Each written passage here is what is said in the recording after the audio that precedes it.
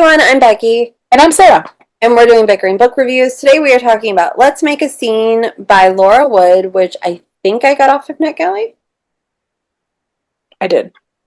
This book is about Cynthia Taylor, and Cynthia is like I take it like a big Hollywood star, and she's just about to star in like a huge superhero franchise, but she gets caught up in a scandal with a married director, and so she gets dropped from that. And the only thing that they can find to save her career is basically making a sequel of a movie she made like almost 20 years ago that's become huge on streaming. And it's like a period drama, like lingering eyes staring across the parlor kind of movie.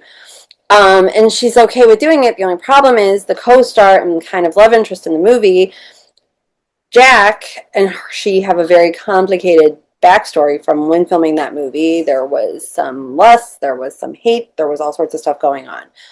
But she needs to save her career. He is on a TV show. They haven't renewed his contract for the next season. He needs like that boost.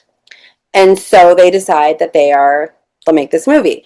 The only thing is, like, they want more press, and as the Hollywood engine sometimes does, they suggest that they fake date, which is what they did the first time to promote the movie. And basically, they're both like, okay, we don't really want to. He's more into it than she is, but they do it. And as they fake date in this time around, some of the fake feelings start to become a little real.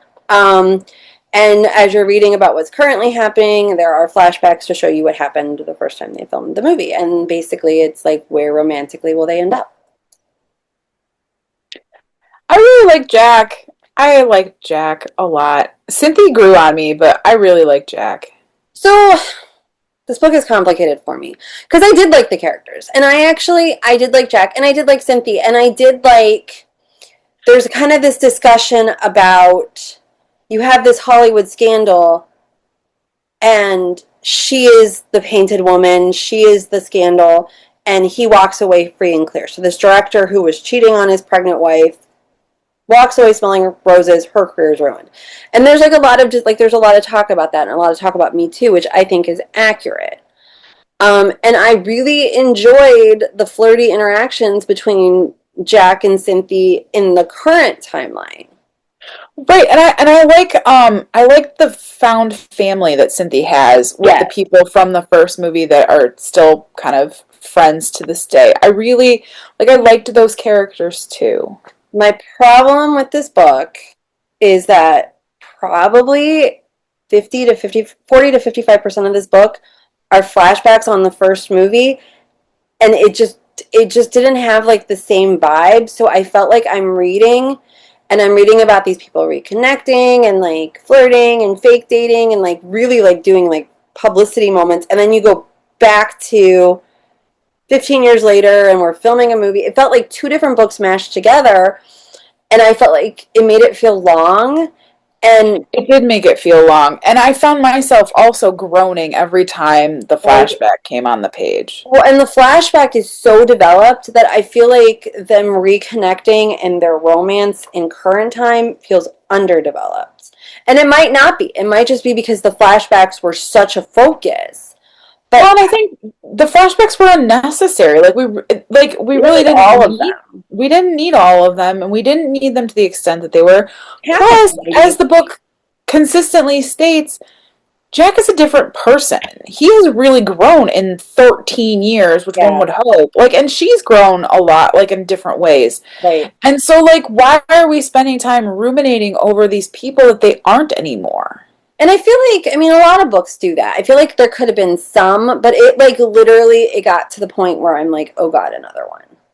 No, no. I mean, there should be some because it informs what's happening in the present, but it should not be the focus of the story. No, no. And It was honestly, it was like, frustrating. it might have even worked better if like all of the flashbacks were together. Like if you had like the beginning of like this is the setup, and then like 40% of the book, the first movie, and then it's like present day, and then the end.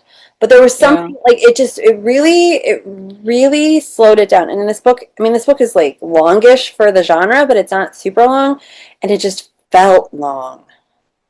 It did feel longer. I mean, I enjoyed it, but Right. like And I like I didn't was like the rooting for flashbacks. them and I wanted them to get together. And like I said, like there's all of this other stuff and like there's all this stuff that makes the book really good. The writing is good, the character development is good, but because of like that constant like time shift, Yeah. it made me not connect. Yeah, the time shift definitely detracted from the story. I don't really have anything else to say. Like I said, I enjoyed the romance, I enjoyed the story, I enjoyed the commentary on Hollywood. It Well, just and I think I'm gonna read the first book. Like I have it on my Libby app. Like I think I am gonna read the first I book. thought And about it's reading the about first it's book, but about Clemmy and Theo. Like yeah. and like the thing is she developed her characters well enough that I know who they are. Like Right. And I that's know that yeah, that's the thing, right? Like like the friends from the first movie's daughter was Priya. Like you remember that. And like they're so like the interactions and the relationships, that's the thing. And maybe the first book wouldn't have all the flashbacks and I would enjoy it more. I don't know. Cause then honestly, like I could see there being another book in this world. And I might be willing to try another book in this world. Well, like there's the first one, but like a new one. I'm thinking Nico or Lee. That's who I'm What thinking. was her friend's name? Hannah. I could see Hannah having one. Um, but I guess Yeah. we should just rate it. Our rating system starts at the top with 5 unicorns. We go down to 2 unicorns. If we don't like it, it is a horse. I'm at 3 unicorns. See, and this 3 feels different than some of my other 3s. Like this is a good 3, so maybe I kick it up to, but it's not a 4. It's not a 4. It's a 3. It's a good 3. Like it's a solid 3, a likable 3, but it's not a 4. So, and I'm at 3 as well. And that to me says something about her writing because, like I said, every time, like, not every time, about halfway through the book when we kept going to flashbacks, and the flashbacks were long. They were really I long. would be like, okay, here's another one. So that is where we are on Let's Make a Scene, and we'll see you later. Bye. Bye.